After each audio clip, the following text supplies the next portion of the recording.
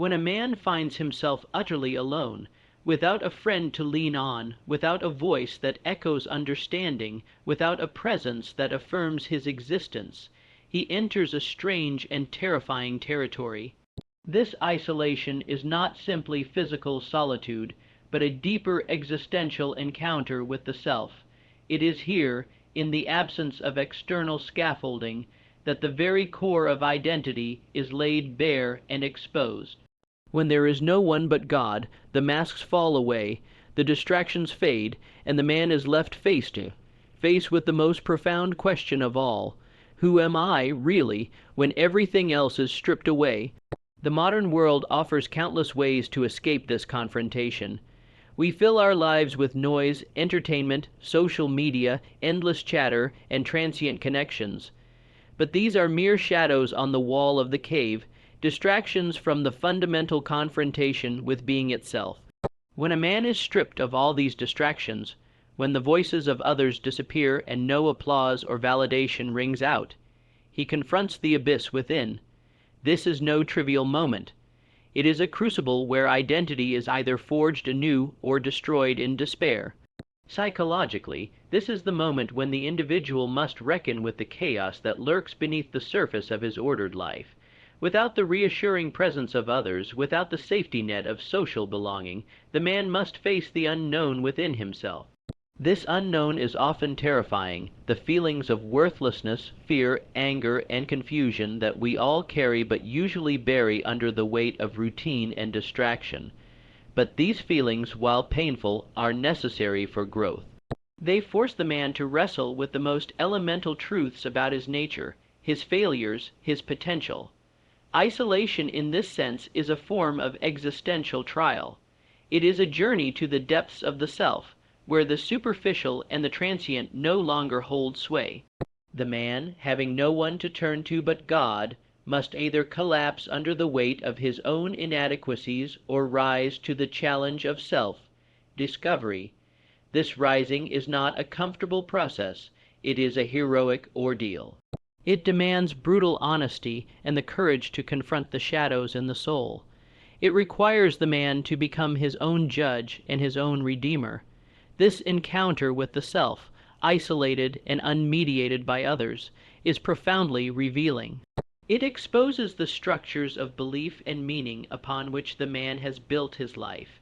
In the silence, he hears the fundamental questions: what do I truly value? What is my purpose? What does it mean to live rightly when no one is watching? These questions cannot be answered with superficial platitudes or borrowed ideologies.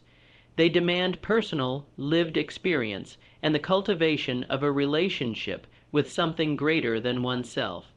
And here is where the divine enters. When a man has no one but God, faith ceases to be an abstract concept or a cultural artifact. It becomes the vital axis upon which the entire structure of his being turns. This faith is not easy. It is not the naive comfort of a childish wish. It is the mature, hard, one trust in the existence of a transcendent order that sustains meaning even when all human support collapses. Faith, in this raw and authentic form, is a necessity rather than a choice. It emerges not from convenience but from desperation. When human connections fail, when friends betray or disappear, when the world seems cold and indifferent, the man who survives is the one who finds refuge in the divine. This refuge is not a place of escape, but a source of strength.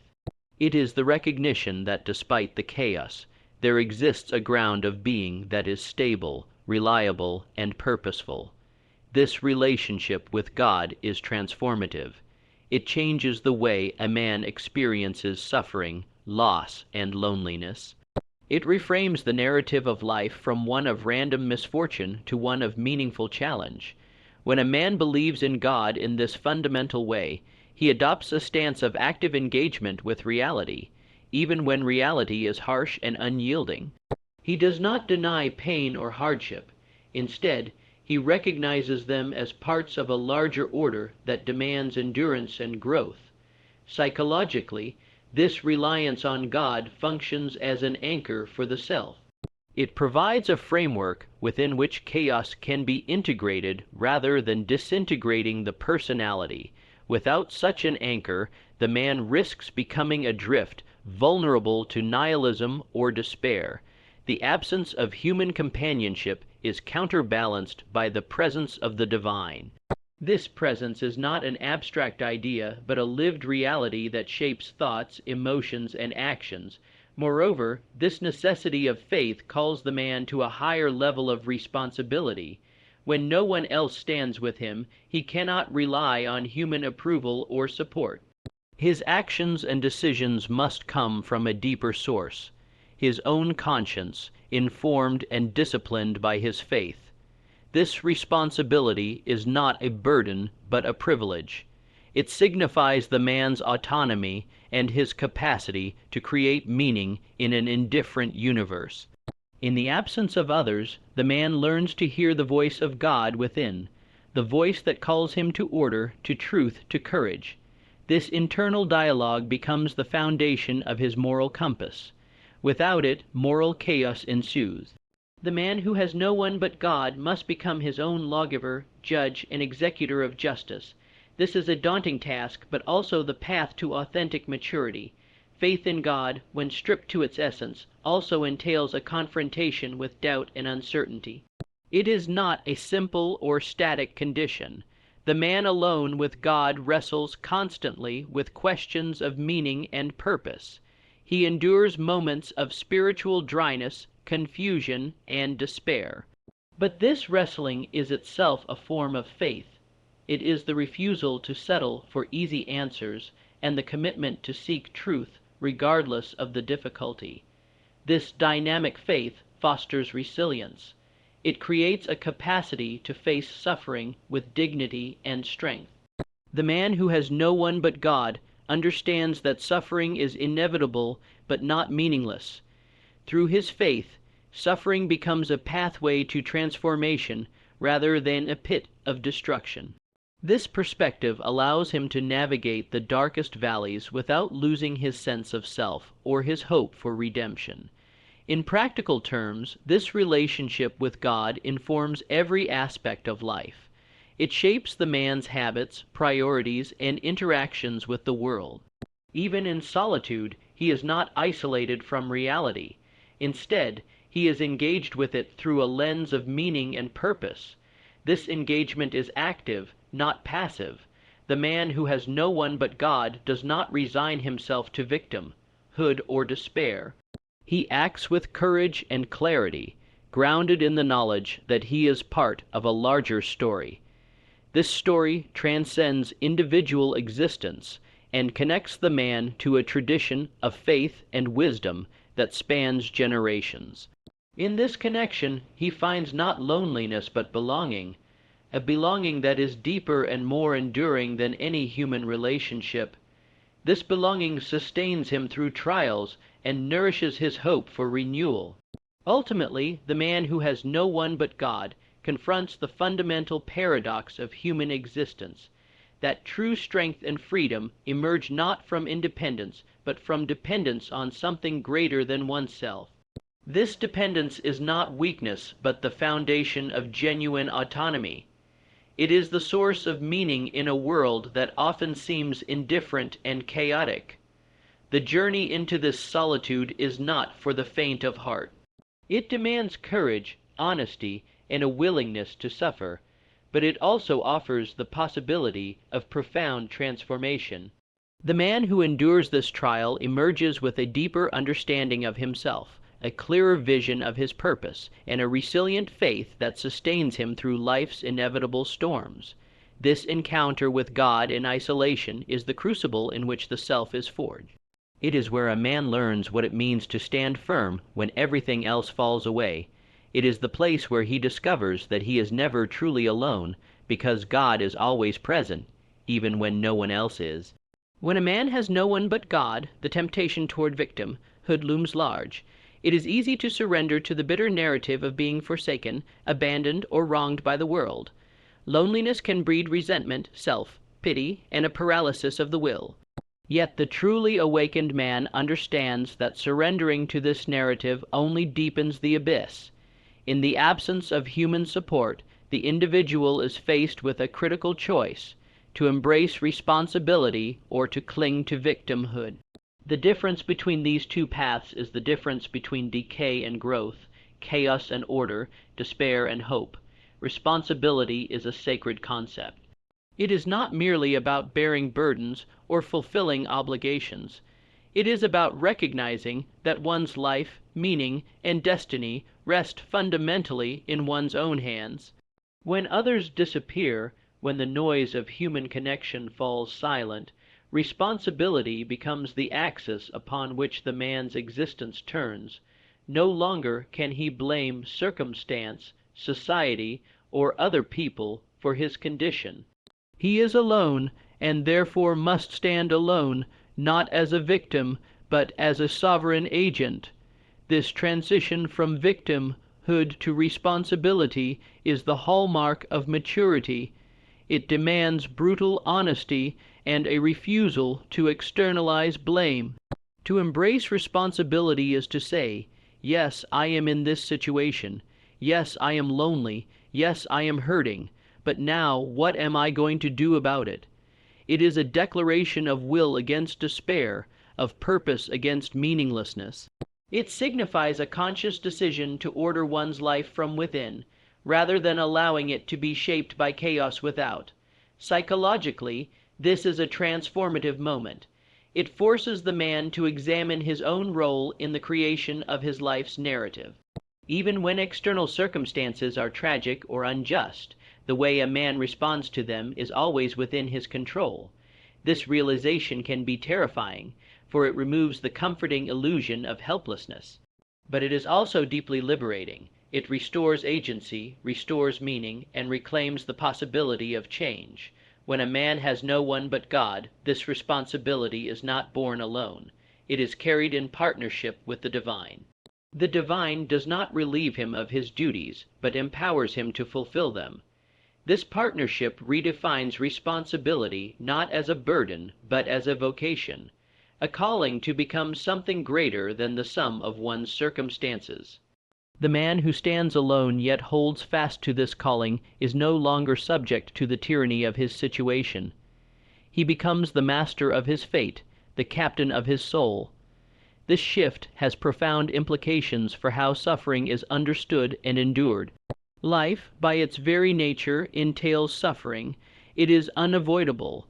The question is not whether suffering will come, but how it will be met. Without God, suffering can become a spiral of despair, meaningless, chaotic, crushing. But when a man has no one but God, suffering takes on a different character.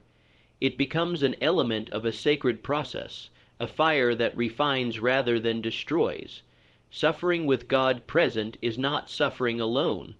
It is suffering held within a larger framework of meaning and purpose. The pain is not erased or diminished, but it is given direction.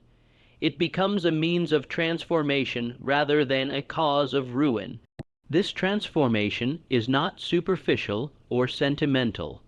It is the hard, inward work of reshaping the self, of refining character, and of strengthening resolve. The presence of God in suffering calls the man to endure with dignity, to face hardship with courage, and to maintain hope where hope seems absent. This hope is not a naive optimism, but a profound trust in the order and goodness underlying existence, even when obscured by darkness. It is a trust born of experience, forged in the crucible of solitude and pain. This trust allows the man to bear his suffering as a necessary passage, rather than a pointless affliction. It situates him within a narrative larger than his individual pain, a narrative that encompasses struggle, redemption, and ultimate meaning. In this narrative, suffering is not an enemy but a teacher, a companion on the path to becoming whole. The alternative to this sacred understanding of suffering is nihilism, the belief that life is meaningless, that pain is random, and that hope is folly. Nihilism is the poison that infects those who suffer without God. It leads to despair, self, destruction, and the collapse of meaning. When a man falls into nihilism, he loses not only hope, but also the possibility of growth. He becomes trapped in a void where nothing matters and nothing can be done. The man who has no one but God, by contrast, refuses nihilism. He holds on to the conviction that even in the darkest moments there is light.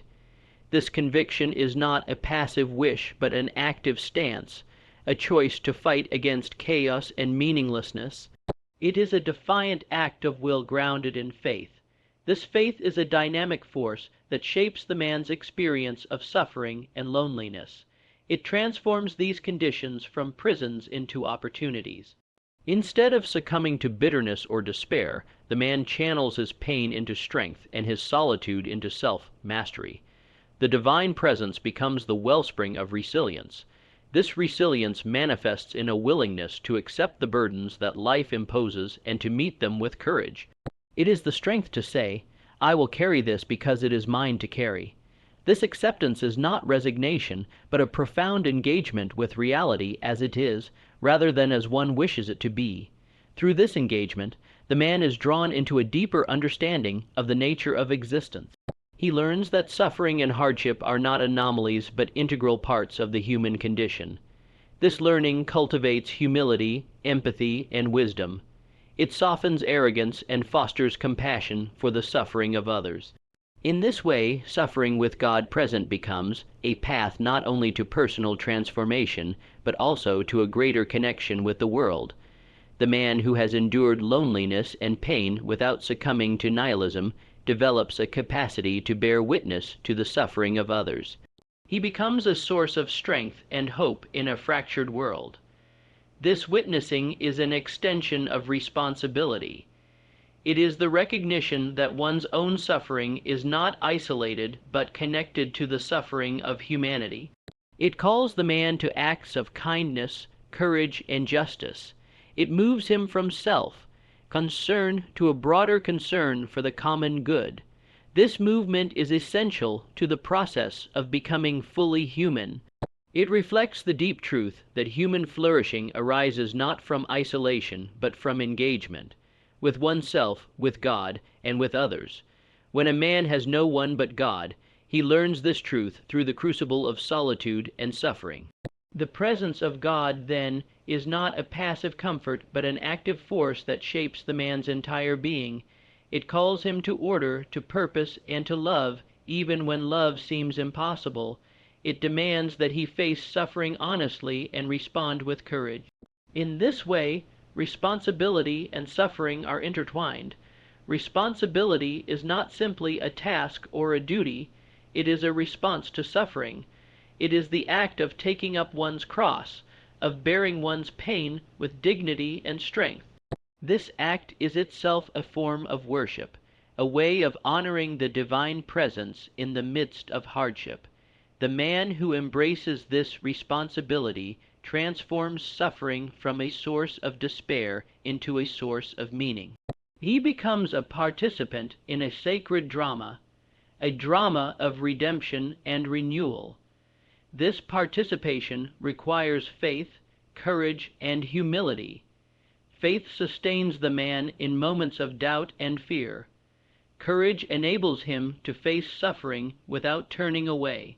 Humility keeps him grounded in reality and open to growth. Together, these qualities form the foundation of a life lived with God as the sole companion. This foundation supports the man through the inevitable trials of existence. It anchors him in a world that is often hostile and indifferent. It provides a source of hope and strength when all human connections fail. In this profound solitude, the man discovers a paradox, that to be truly alone is to be connected to the eternal. When no one else remains, God remains, and in this remaining, the man finds the source of his resilience, his responsibility, and his capacity to suffer with meaning. When a man has no one but God, he quickly learns that God's presence is not a source of comfort in the way the world often promises comfort. God does not offer a soft landing, a warm embrace that shields from all pain or difficulty. Instead, God demands order. The divine call is not toward ease or indulgence, but toward discipline, truth, and the rigorous pursuit of what is good and right. This distinction is crucial and often misunderstood, for many seek in faith a refuge from reality's harsh demands rather than a framework to confront and transcend them. The divine order is not a gentle suggestion. It is a commandment to take responsibility for one's life and actions. When a man stands alone, with no human witness or ally, the presence of God insists that he impose order upon the chaos within and without. It is not a path of comfort, but a path of transformation. A narrow, steep road marked by struggle, sacrifice, and unwavering commitment to the truth. This demand for order can feel brutal. It requires the man to set aside his desires for immediate gratification and instead pursue a higher aim. It challenges him to face his flaws honestly and to cultivate virtues that do not arise naturally but only through effort: courage in the face of fear, humility in the face of pride, patience in the face of frustration. God's call is a call to become good, not merely to feel good. This transformation is deeply psychological as well as spiritual. Human beings are prone to chaos, disorganization, impulsiveness, and destructive habits.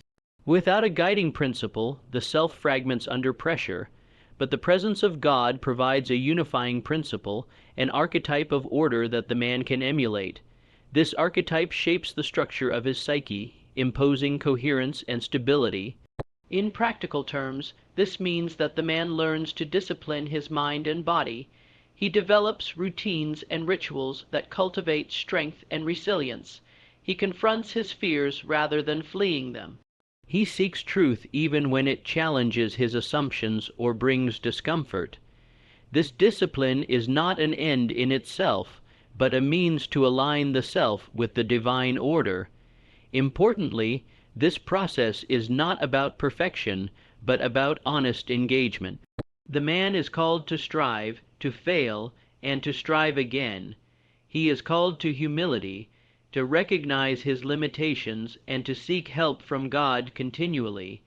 This humility is itself a form of order, a recognition that the self is not self-sufficient, but part of a larger whole. The narrow path that God demands leads upward toward greater maturity and integration of the self. It is a path of constant growth where comfort is sacrificed for meaning and ease is replaced by purpose. This path is lonely because few choose it. It requires standing firm when everything around seems to pull toward complacency or despair. Yet it is precisely in this loneliness that the man discovers the true nature of companionship with God. This companionship is not a soothing presence that removes hardship, but a steadfast force that empowers endurance and transformation. God's presence is a light in the darkness, a guide through the wilderness, and a source of strength when human support is absent. This brings us to the final trial, solitude.